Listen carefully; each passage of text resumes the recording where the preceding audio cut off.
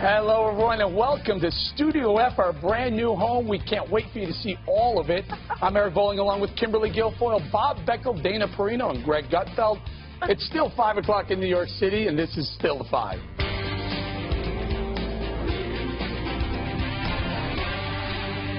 Well, thank you for joining us on our first day in Studio F here at Fox News headquarters.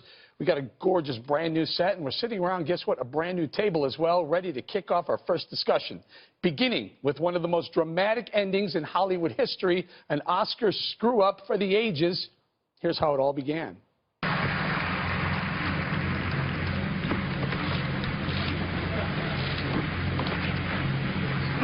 And the Academy Award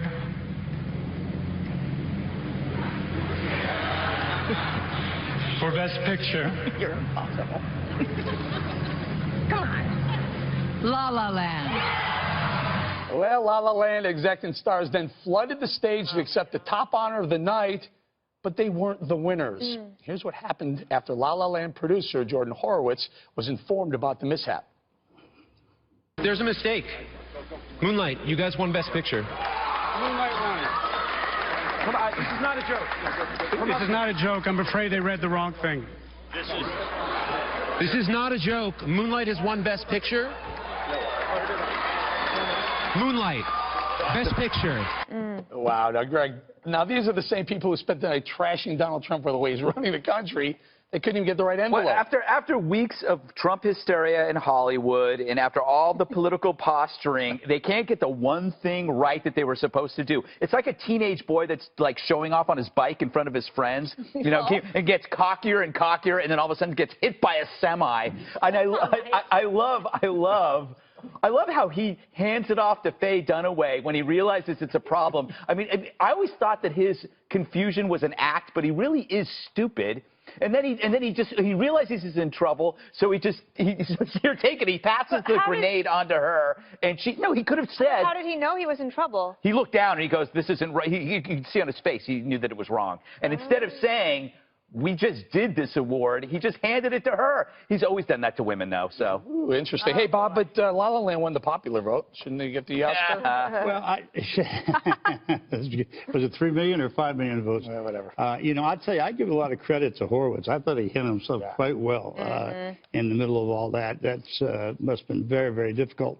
Price Waterhouse has got a lot of explaining to do, and I think Warren Beatty does. By the way, Warren Beatty's a friend of mine. He's very smart. No, he's not. Yes, he is. You ain't no Warren Beatty. Maybe in one way.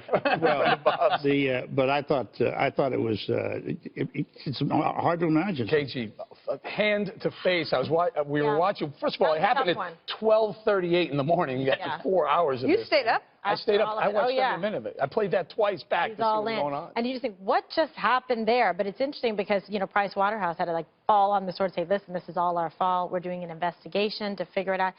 Didn't anybody learn anything from poor, sweet Steve Harvey? And the massacre during the Miss Universe and calling the right name. And it was like Groundhog Day all over again. Clearly, these actors should rehearse more often and do a test run through or something. You know, one of the explanations I heard was that you're not sure where the people are going to come up from, or they come out this side or this side. So there's this duplicate envelope on both sides.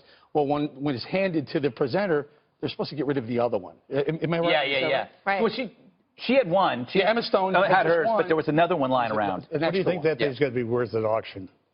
I don't know. That's a good question. Baby kept it. I've read 3 stories about this. I still cannot understand what happened, and I guess the investigation will.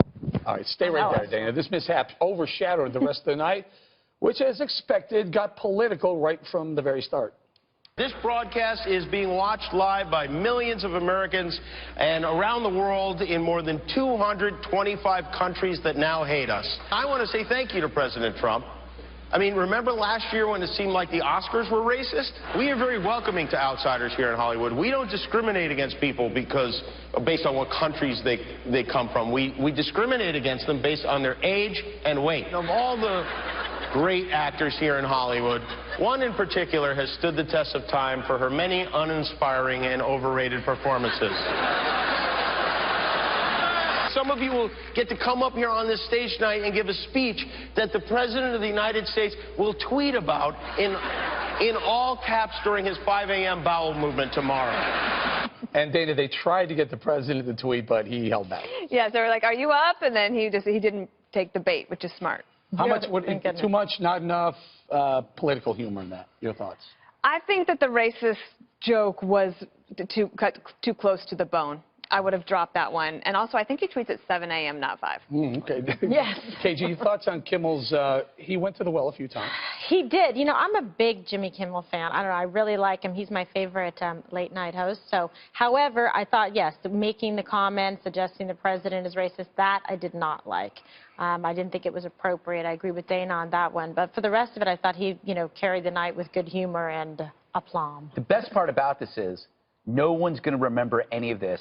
So I think that they wanted to have a telecast that was going to be politically relevant and interesting, provocative, and shocking. But because they devoted all their energy to try to be intellectually shocking and agree with their peers about Trump, they blew the one thing they had to blow. I mean,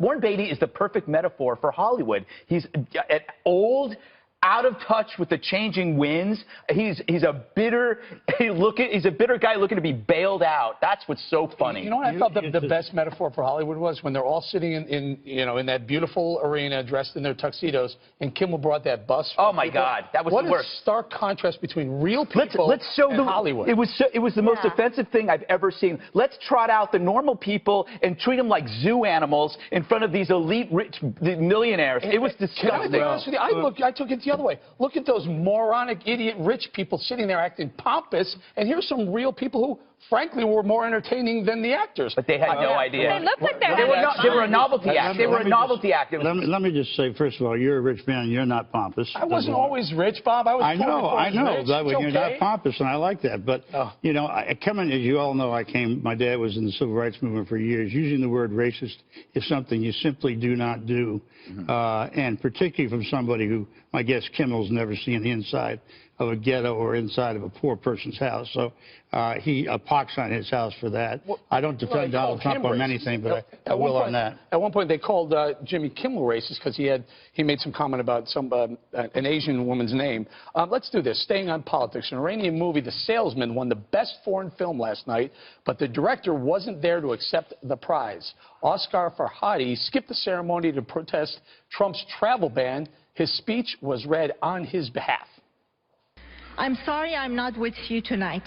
My absence is out of respect for the people of my country and those of other 6 nations whom have been disrespected by the inhumane law that bans entry of immigrants to the U.S. Dividing the world into the us and our enemies categories creates fear, a deceitful justification for aggression and war. These wars prevent democracy and human rights in countries which have themselves been victims of aggression. Greg, the Iranian irony of this is she mentions inhumane laws. Right. Yeah, it's rich. The fact is, if you're gay in Iran, you could be executed. Now, that's not the director's fault. I'm sure he disagrees with that as well.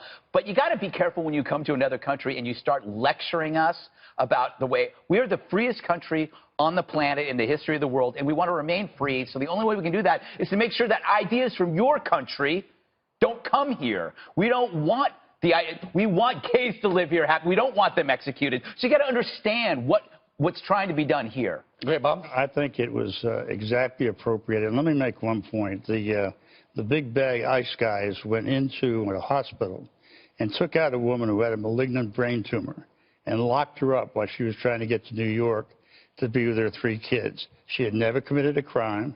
She had never done anything except cross the border undocumented. Now, if that's Trump's idea, which I thought was to go after criminals, this is a classic example. I would like the Trump administration to name one single terrorist act that they've prevented. Interesting.